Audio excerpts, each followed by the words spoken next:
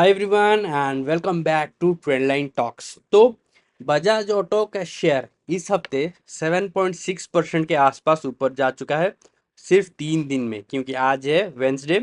तो market closing के बाद देखते हैं कितना होता है वो, लेकिन इस हफ्ते 7% ऊपर चला गया है। ऐसा क्यों हुआ?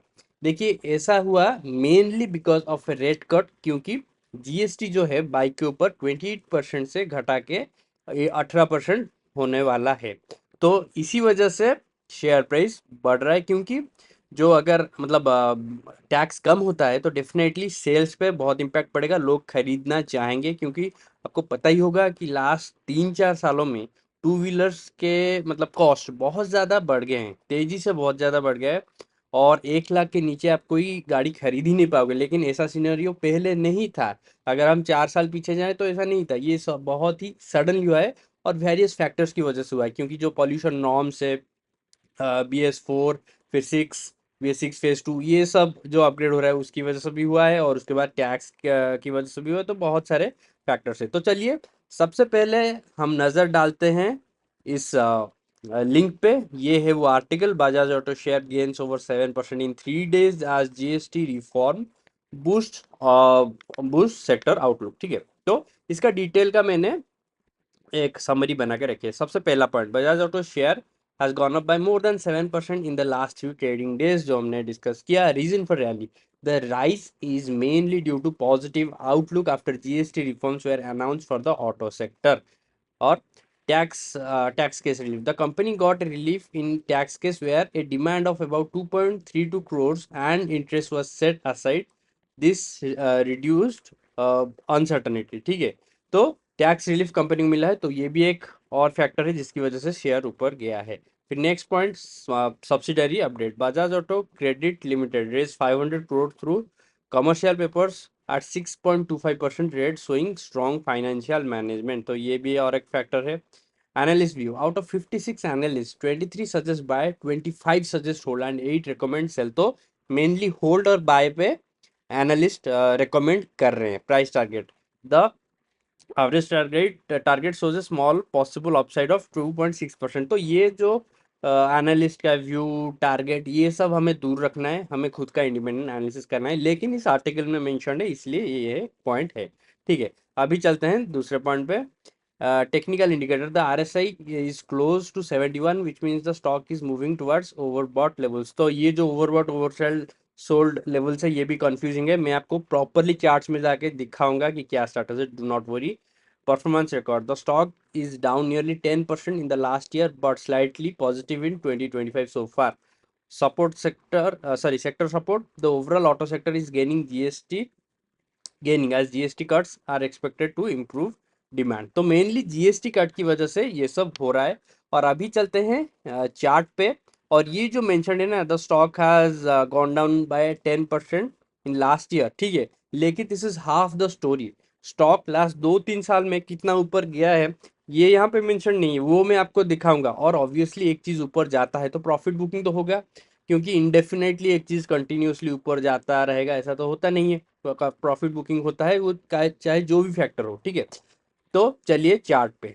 तो देखिए, ये है बजाज ऑटो। और जो रैली की मैं बात कर रहा था, तो देखिए 2023 में अगर हम मार्च की देखें, मार्च की बात देखें, तो देखिए 3,800 पे था स्टॉक प्राइस। फिर उसके बाद सीधा चला गया ये 12,600, मतलब 226% रिटर्न इन जस्ट 1.5 ईयर्स। आप देख सकते हैं 546 डेज दिखा रहा है, मतलब 1.5 ईयर्स लेके चलिए। ठीक है, तो उसमें इतना बड़ा गेन, और ये ऑलरेडी एक बड़ा लार्ज कैप स्टॉक है बजाज ऑटो, आपको पता ही होगा। तो वो भी इतना ज़्यादा ऊपर गया है, मतलब definitely it's a very strong stock. फिर ये ऑब्वियसली करेक्शन देगा, और करेक्शन दिया बाय ऑलमोस्ट 41%।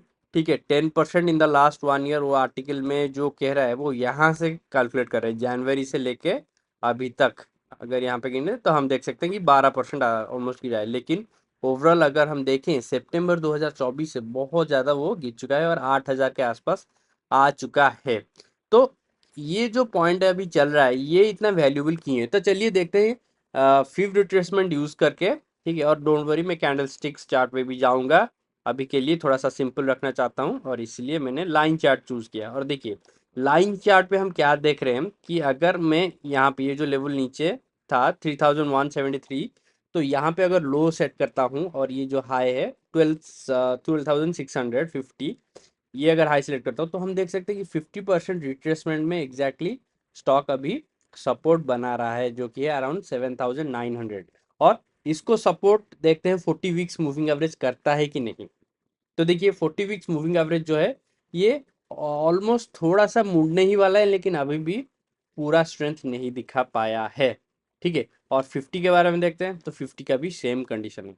तो अभी चलते हैं हम मोमेंटम इंडिकेटर्स पर, फिर हम कैंडलस्टिक चार्ट देखेंगे।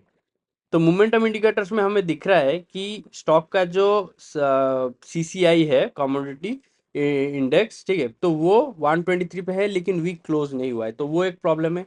सेकंड, आरएसआई देखिए 57.47, मतलब ये भी 60 के ऊपर नहीं गया है। मतलब हम इन सिंपल लैंग्वेज में ये कहना चाहता हूँ कि स्टॉक जो है अप ट्रेंड, जो बुलिश मोमेंटम गेन कर रहा है, लेकिन कंफर्म्ड अप ट्रेंड नहीं हुआ है in higher time frame like weekly. लेकिन ये डेफिनेटली डेली टाइम फ्रेम में आ गया होगा, जिसकी बात वो आर्टिकल में कर रहे थे, RSI 71।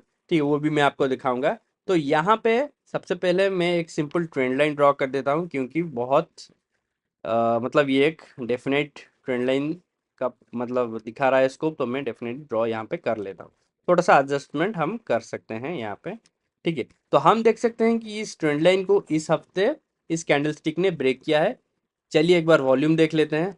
तो वॉल्यूम भी अच्छा खासा है, लेकिन फिर से एक चीज़ हम गलत कर देंगे अगर वीकली वॉल्यूम देखेंगे, क्योंकि वीक क्लोज नहीं हुआ है, तो हम इस वॉल्यूम का कंपैरिजन बाकी वीक्स के साथ नहीं कर सकते, क्योंकि नॉर्मली 5 डेज का होता है एक वीक। अभी 3 दिन कंप्लीट भी नहीं हुआ जब मैं ये रिकॉर्ड कर रहा हूँ। तो चलिए डेली टाइम फ्रेम में देखते हैं। तो डेली टाइम फ्रेम में हम देख सकते हैं कि वॉल्यूम बार बहुत ज़्यादा है लास्ट 3 दिन का।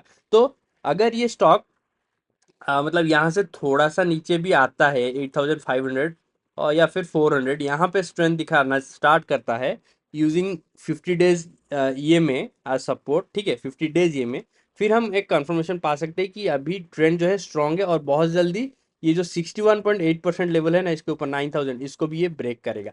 तो हमें देखना है बाकी 2 दिन इस हफ्ते का, और उसके साथ और एक वीक भी देखना है कैसा रहता है। अगर वो स्ट्रांग रहता है तो definitely it will be a good signal for entry in this stock. लेकिन इसका प्रॉपर फंडामेंटल एनालिसिस आप खुद से ज़रूर कीजिए।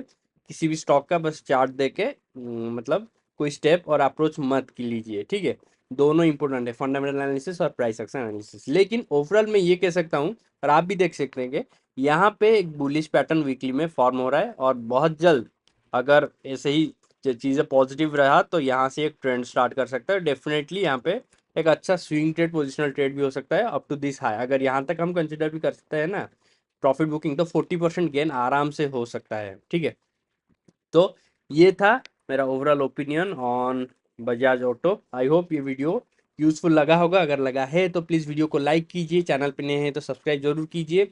मिलता हूँ अगली बार एक नए वीडियो के साथ। और हाँ, बाकी चैनल्स मेरे जितने भी हैं उनको चेक करना ना भूलें, आपको मिल जाएगा लिंक डिस्क्रिप्शन सेक्शन में। क्योंकि रिसेंटली, इनफैक्ट कल, मैंने मारुति सुजुकी का फुल एनालिसिस किया था, फंडामेंटल्स एंड प्राइस एक्शन, तो वो भी बहुत ज़्यादा स्ट्रेंथ दिखा रहा है, तो उसको जाके भी चेक जरूर कीजिए। ठीक है, thank you for watching and meet you in the next one. Bye, take care.